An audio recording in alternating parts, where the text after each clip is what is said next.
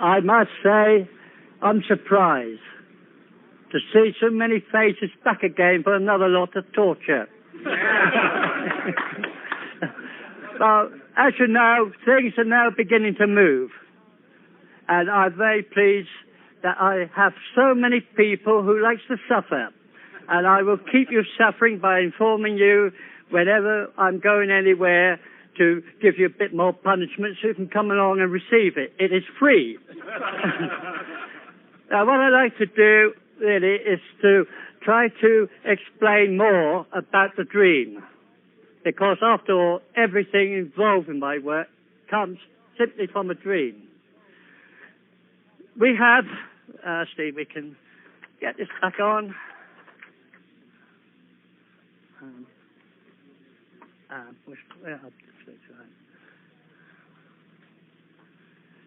It's a game many played, but some of you may have seen it different. I asked myself why we have 8 squares. Why not 10? Well, why the hell do you have squares? Why not circles? Why not triangles? So that must mean something. And when I was 14 and a half, I started rewinding motors as a part of the electrical apprenticeship. And they came along and they had this one with a little 2, after the 2 with a little 2, 3 with a little 3, and I said, what does that mean? Oh, that's nothing. That's just 1 with a little 2, it's just 1 square. 2 with a little 2 is 4 squares. 3 with a little square, 2, it's 9 squares. Marvellous. You go to school to learn that. I look at that. Is that telling me there's something wrong with what you've been taught? So I experiment. I took 1 square, I made the 2 square and the 3 square, and I tried to see what you could do with it. What I found is the 1 square does nothing. It's not a square. It's a shell. I look at the 2, you can't do nothing with that. That is a shell. But 3, you can do something with it.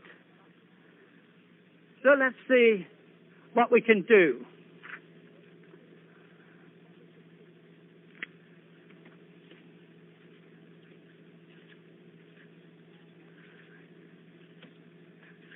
Now, that's simple.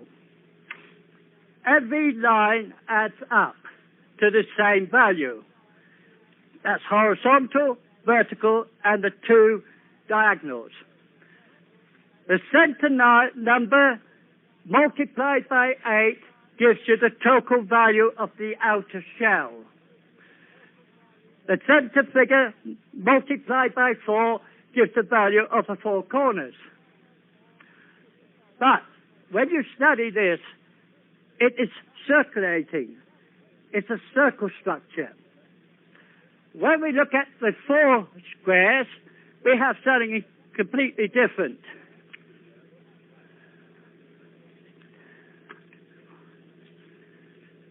Oh, let's try it.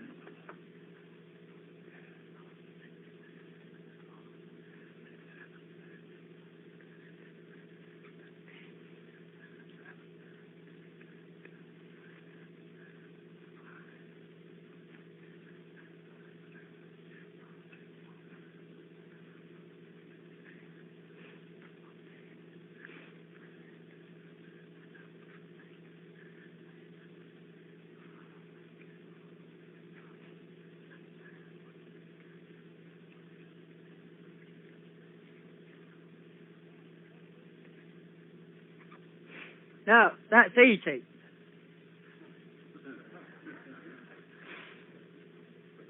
But this square is very interesting. Your 4 center square is your 2 squares. Your 2 squares. Times that by 3, and you've got the outer shell total value. The 4 corners is equal to the sum of the middle. Every line, horizontal, vertical, horizontal and the diagonal all add up to the same value. The four quarters add up to the same value. That is what we call a uniform square. Number 4 up there twice, is that just a typo or is that supposed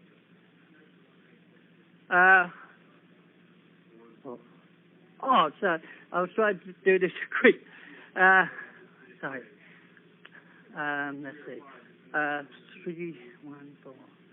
Let's see. We've got 2, 2, 6, 4, 4, 7, 10, 13, 11, 16, 4, 1, 3, 1, 4, 8, 9, 2, 10, 8, 12, 14, 16, 16.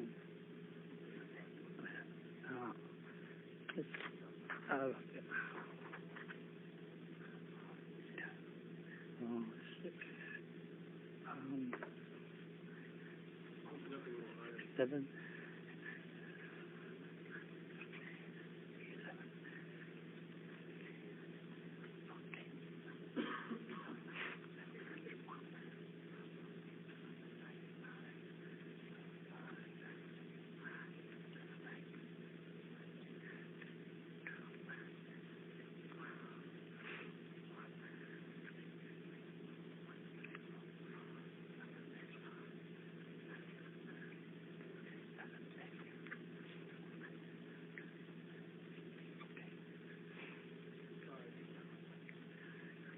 Oh no. Okay. 14, 12, 15. And that's 1.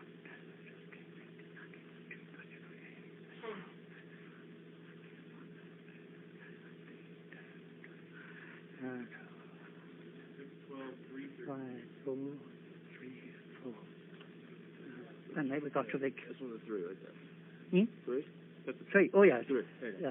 I'm telling you. The trouble is, you've got so much in your mind, you're trying to think what you're going to say next. Right. What we're interested in is this action in the center. If you add the top, and then you add at the bottom, then you add the left side, and then you add the right side. When you do this, you'll find that you've got differences in value. If you watch each corner, you'll find that they reverse. Those two top one are value to the two bottom one. Those two tops are there, and vice versa. In fact, the values are switching, and they're switching that way as well. If you just put them anyhow, you've got random. You've got no switching, no proper switching action whatsoever. When you make up a mixture like they do for magnets, they just blend them together, and when you magnetize them, you think you've got a very powerful magnet. We have released reports in Book 6 which shows you that when you do that, and then you do it this way, this one will lift 20 times the weight this one lifts. Why? This one, you're coming up against inertia and resistance.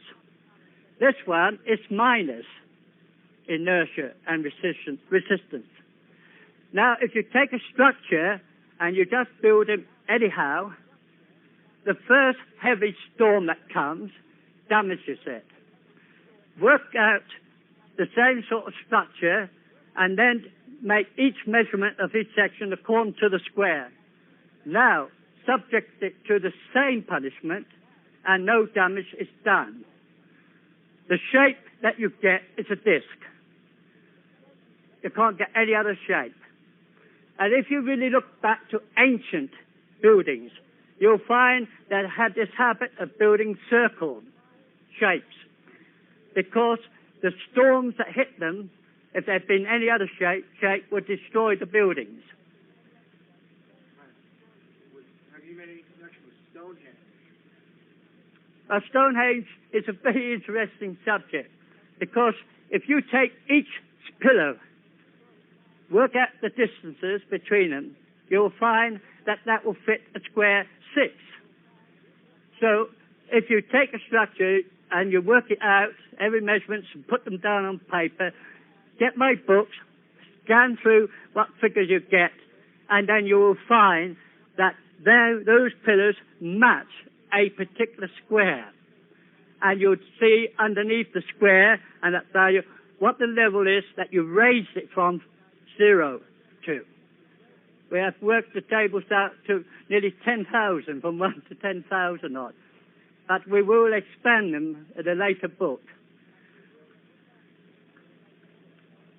So when you get home, you can have a go and then look around nature and see if you can match trees, look at everything careful, and then play with the squares, and you'll be surprised.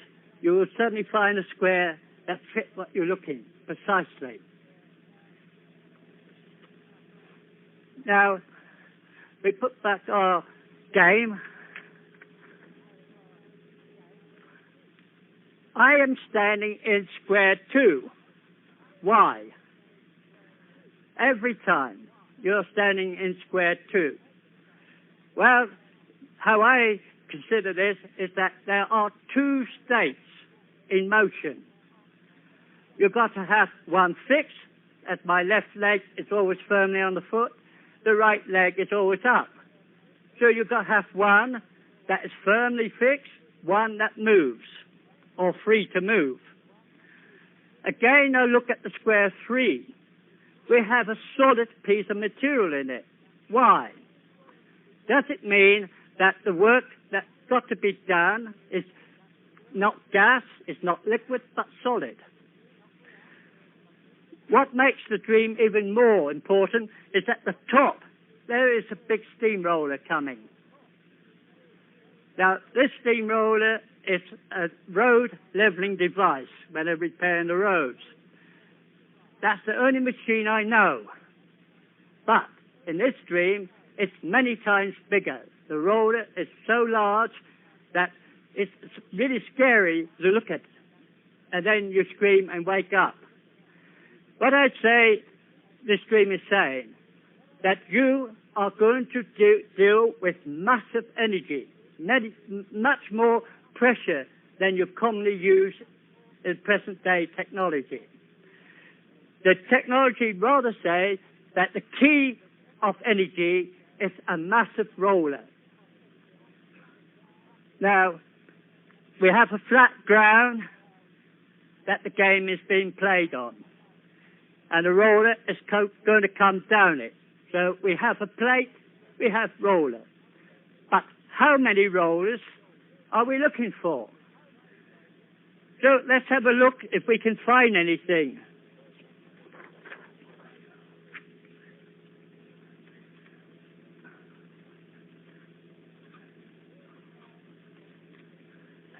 Here we find that we equal 12 on every possible line. So you've got 3 horizontal, 3 vertical, and 2 diagonal to choose from.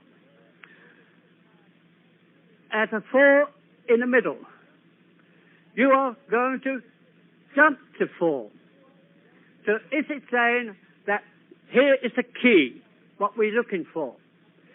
Is it saying that the squares have a value, and if we use this system, we can generate immense power? So if this adds up to 12, and that's the smallest square you can do, is it saying that the number of rollers on the inner ring, and you've got to have 3 rings, must be 12? Well, we tried a lot of experiments with rods on a cam.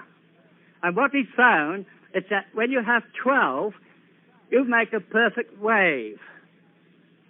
And the ball will move up and down as you turn the cam.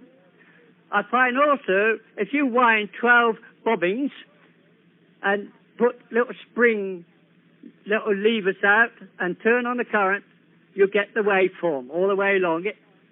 So we take that away, we put a nice steel bar top, and then we put a copper plate, turn on, and it shoots along the wave. So is it saying that 12 rollers is correct? Take one of the rods out and try the wave is distorted. Motion is very bad. Take one of the coils out and you lost your waveform and the springing effects go completely out. So we start with 12 rollers. And what we find, it runs absolutely smooth. Now, the question is, when you go out, how many rollers do we put in the next ring? When we put 12 in, we find that we don't get much effects between those two plates. When we reach 10 more, then we start getting quite a lot of force coming out. That ring then travels 2.5 times faster than the inner ring. So we put another lot of rollers on. Putting 10 on, we find we drop the par. That's a drop. We put another 10 on, and we find the par's coming up a little bit to the original second ring. But when we put another 12 in, the par shoots up, and you could go on and on and on. But the cost is very expensive to do so. What we find with this technology, that if you make these plates up and the number of rollers is quoted, 12 plus 10 on the next one, plus a further 10 on the next one, you have got enough power to produce 11 kilowatts per house. Now, that is a prime mover. Now, you may want to know how thick would the diameter be. Well, we find that the diameter needs, well, the thickness, I should say, should be about 4 inches. So, the rollers, well, what we call, we get 3/4 of an inch. Was it? A little more than that. 3/4 we come up with. We reckon 3/4 of an inch is enough. Now, you wind your coils as normal. Put it in a box, and before you put the top lid on, get a little vacuum thing and draw some of the air out to reduce the air inside. Seal it. Now, you have a unit that will see you through your life, your children, their children, their children. And who knows where it will end, because there's no wear or tear involved. Because the roller rises when you let go of it, and then the eddy currents forming on the plate pull it down to balance between the magnetic field, lifting it so it flies around, touching nothing. And it doesn't make any difference how fast that roller goes. It cannot fly off. You can put your next plate on, the next plate, and put your rollers in, and the final rollers, no matter how fast they go, will not leave that plate. So you've got no problems of technology or engineering to put a cage to hold the rollers in. So it's a very cheap thing to make from a technical point of view. It is the materials that make it very costly today. We pay today £21 a gram for nerium. When I started this work, we paid 32 cents for a kilo of the stuff. They was glad to get rid of it. Now, it's this cost factor which we, Pittsburgh, is it? The work will be done? Oh, yes. Where we're going to experiment to find if we can get cheaper materials to produce the same effects. In other words, if it prints like the original material does, it will do the same job. And we hope we will solve something cheaper to do the job. Now you may say, can you do it? Well, you can. You get the books, you can do it. Everything's there, the drawings, the measurements, how to work the figures out. But because of the sheer cost to make one off it's just a waste of time trying it, unless, of course, you've got lots of money. We would say that ringing a roller would cost about 10,000 as it stands, using the original materials I used.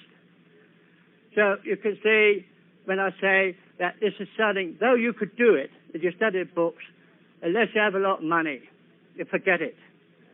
Unless you really like having fun like I did. Now, the other thing too, we do want you to have it. We do. We're trying hard to get some backers, and that looks good at the moment. It looks very good.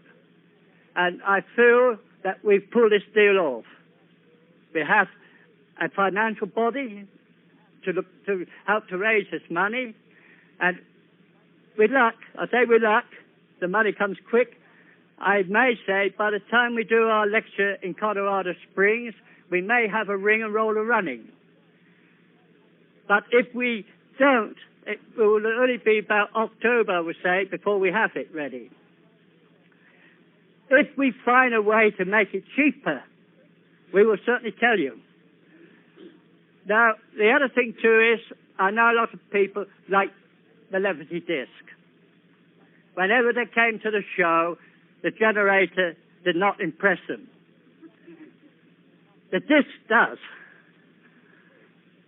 You see, with a disc you can do things which excite people.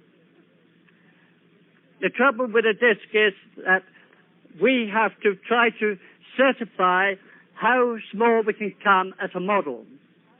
And probably... Yes, we're paying about £21 a gram now for it. We can't do it with barium ferrite. I ain't got lots of that. Barium ferrite? No. No. Is it rare earth? It's a rare earth. Yes. No, it's not rare earth. Barium. Neodymium is a rare earth. It's a rare earth. How about doing two squares with barium ferrite? I can make those for you. Try. You want that address? He wants to know why you can't do it with barium ferrite. Well, it's the matter of how many electrons you've got at the starting point. To start the whole system, you must have a load of extra electrons in the system, preferable at the middle. And the neodymium does that for you? Yes, we can, on this material, once you've got an eddy current flowing, you've got as many as 14 spare electrons on every atom. Now, there are millions of atoms. In the 60s, when you started making this, I didn't think there were neodymium magnets. Did you invent those? Not in commercial use. As far as I know, I was the only person using the stuff, because the glass manufacturers were the only people who used it for glass work. And you may be told that it was impossible to do this work in 1946. There's a lot of old crap. They don't know what they're talking about. It's because they were not doing it. Now, I find that most people, if they're not involved with any type of work, they call it, it can't be done, it wasn't available. But when you dig back, we're going back to 1800 odd. And the stuff was in use. The other thing is, I heard the other day that in Australia, they have a great heap of the stuff. Why? They can't get rid of it. They're selling the mine. And what I found out, why I'm paying £21 a gram for, and there's tons of it there, nobody wants it. It's because General Motors has a patent on it. They've got it to use it for magnetic purposes.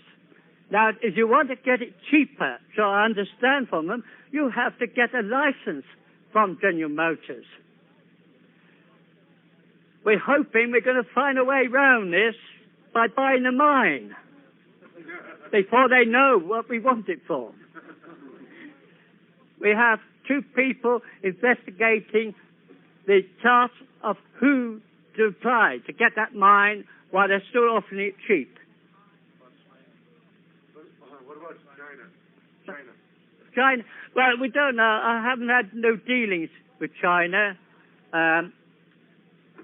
But if we can get into China and talk to some people, we might find something we can use. But I'm very keen on that heap of stuff they want to get rid of. We can use it. I mean, so I'll gladly go and get it. Is there any questions? Is that the key rare earth element for your magnet? Yes, yes. There's a series of rare earths you can use, but because that one was available to me here in England, it was easy to get, and we could get it by kilo at a time, that's the one I use. How do you spell that? NEOCYMIUM, element 60. How do you spell it, you want to know? No. In my bag, in my pack, you'll find the sheet. Yeah, I get it. Where is it? There it is. That's it. Number 60. Yeah. I told him. I told him I was You going. told him? Yeah. Oh, good. You can point out the rare earths if you want. Yes, and I'll put it. You could get this shot in many places in the USA, because this one came from the USA. It shows you all the details of the elements. Right. If you use neodymium just because it was commonly available then, Yes. you could use something different to do the same thing available now. Yes, any of these we could use. So when we get the original plate done that we had in the past, get one made, we can then try any of these which turn out to be cheaper. Right.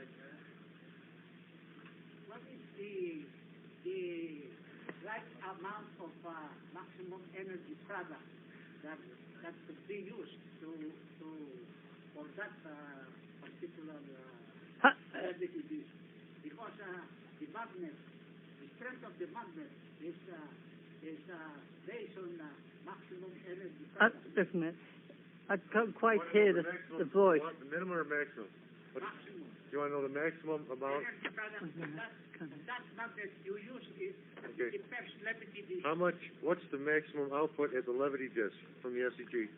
From the SEG, you're looking at something like 100 million volts maximum, and the lowest level of energy would be about 10 million for ordinary stationaries standing on the Earth. No, you missed my question, sir. I am referring to the energy product of the magnet, because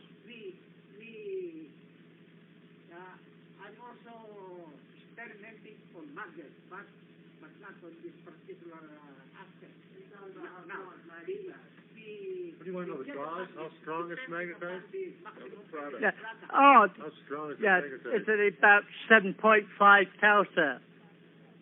He means the energy product. You've got, yeah, the field is contained very short distance from the main, but because the field is so short, it's very strong to pull any segment apart. You can only push it off. You can't pull it off. But because you're keeping the field very close to the material, you don't have to use that much power to print it. We call it printing because it's producing a particular pattern. That pattern, you'll know if you got it right, is when you powder dust it with iron, you'll see a bicycle wheel shape. The wheel, there's spikes, and then when you turn up to the running edge, and you'll find you have little tiny, thousands of tiny pinpricks of magnetic forces. Well, we said magnetic forces, there could be little dots of the compressed electrons and little dots of holes, acting like a solid-state transistor. Are the plates magnetized as well, or just the Yes, the plate is magnetized exactly the same way as you do the set of rollers. It must be the same frequency. How do you get a coil around that long section? Well, if you do a large ring like for a disc, because it has to be near to the rim. You do it in sections. But because of the immense velocity involved and the kinetic energy, any little gap, it jumps, because the force of the one behind coming up push it over. So if you are a little bit out with your lengths, you cheat. You could jump by the sheer force that's available. Are the races polarized in the opposite direction, like south to north? Yes. The real beauty of this technology is that the plate contains just two lines of magnetic effects, and we say it's magnetic. And the roller is in 8 segments. And the outer ones are actually acting like a guide on that plate. So that no matter how fast it moves, it cannot move that way, and it cannot move that way. That 2 segments, that's all it does. It's all its job is simply to keep that running straight. The other 6 rings of magnetic fields inside of those 2, they're the ones that do the reaction with the plate. Now, across that plate, there's no other magnetic field. What that field is doing is causing eddy currents to form. So there's a thrust involved. And it's how strong you make that eddy field. It's the rate at which that roller will run in a cruising state. Can you hear me all right at the back? Right. Now, the beauty of this is that when you put a load on, these rollers literally jump forward at a new rate. But they do not go any further out, because at the same instant, that eddy current increases to hold it down. You put on another load, they jump forward again, but now you are beginning to cool the system, because the force present is simply pulling the electrons in from the atmosphere. It's literally ramming them in. So now it's beginning to really cool. If you put another load on, and you're getting nearer to the determined part that you have set these rollers to run at, then when you pass that point, the temperature just simply dives down to 4 Kelvin or even lower. When that happens, it's exactly like a generator in a big powerhouse. When the piece of the fin breaks off, go inside, jam the system instant, and the whole kinetic force has to go somewhere. And as I've seen in 2 occasions, it rips it out of the floor, through the ceiling, and that's the power station out of action for a while. And this does the same. As I've told you the other night, I wrote a house off by just that type of experiment. Nothing broke off and went inside, but the whole temperature system swung over, and it went superconductor. As soon as it does that, all that kinetic energy, which is a hell of a lot, suddenly pull the thing right up in the air. Don't do it inside the house. I can tell you what happens. Now, when it does this, it continues to climb to roughly about 100, maybe 100 feet, maybe 150 feet, depending what that kinetic energy was at that moment. Then it hovers. Now, you think it's going to fall down. I thought so too, but I was wrong. So you don't have to worry that you were wrong. What is happening is that the glow form. Now, in some of the early reports written by scientists, they said that the centrifugal force was forcing electrons out and ionization was taking place of the air. They were wrong. So what is happening? Well, what is happening is simply this.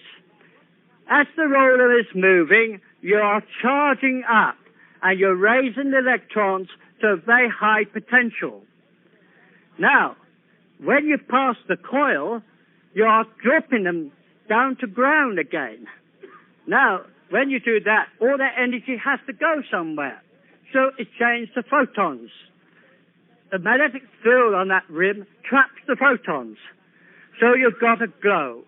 The faster that rotation takes place, the higher you raise those electrons. And as you pass the brush, it drops it to ground, and of course you increase the brilliance of that halo. Now that's all right. That's a nice part.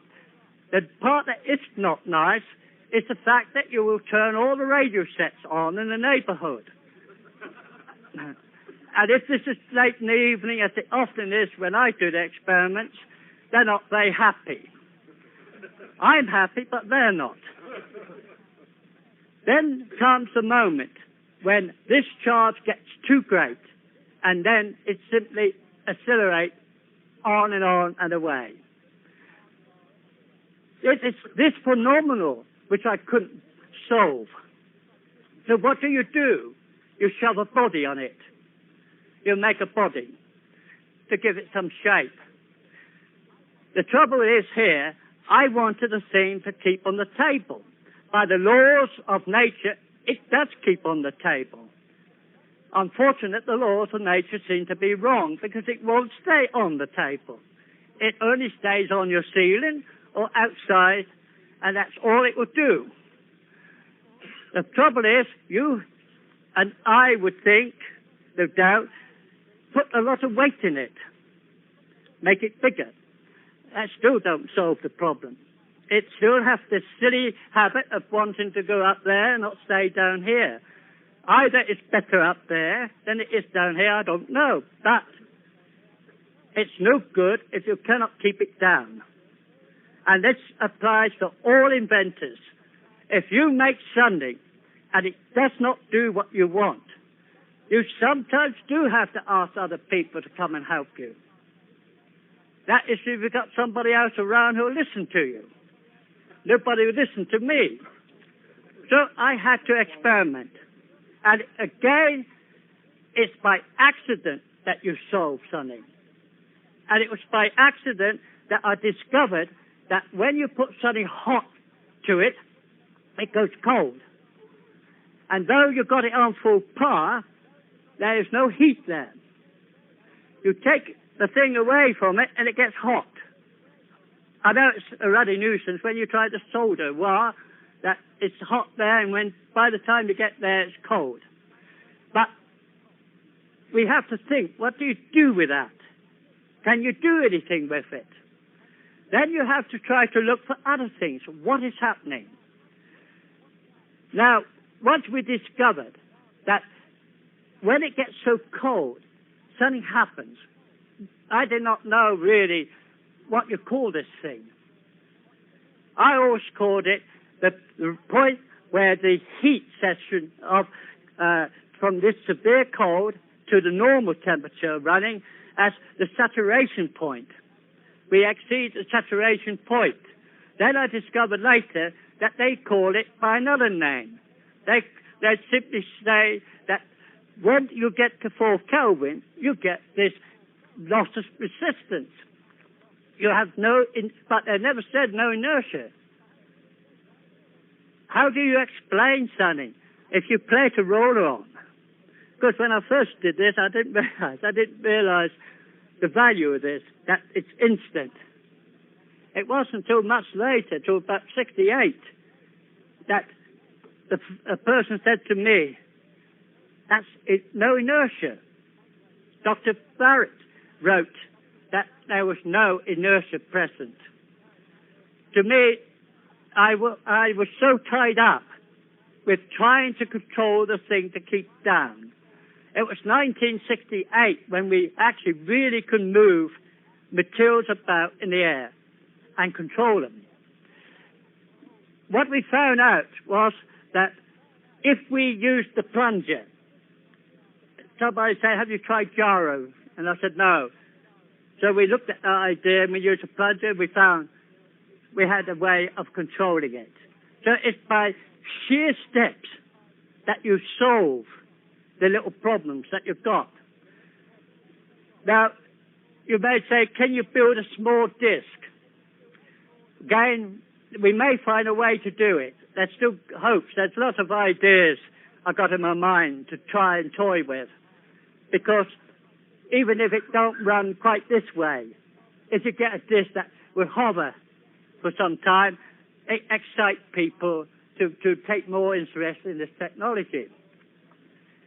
But people might say, why on earth are you so base your ideas on this one craft? Well, this is why what I say. Aircraft are slow. They do produce pollution. They do cost a lot of money to operate. When I leave here, I will leave at 12:29 on Monday and arrive in London on Tuesday at 7:15. That's a hell of a lot of time when this craft can whip you from here to my house in 20 minutes. And I have not produced any pollution. I have not got a headache. I'm not fed up and bored by the time. Now, how many people do not like flying because of the time it takes, because they are up there? There are many people. But if we could move you in 20 minutes from the States to England, many, many more people would use the system because the time factor is short. A businessman, the business world would benefit by it because they wouldn't have to get up so early to go to work. They would get back quick enough to catch the neighbour in the house with the missus. You can do things which you cannot do at the moment. The missus know you won't be home for the next 7 hours. The wife who goes to work won't have to worry because she can get home quicker and catch the old man with a neighbour. So it plays two ways. It makes you behave, so it has some moral control.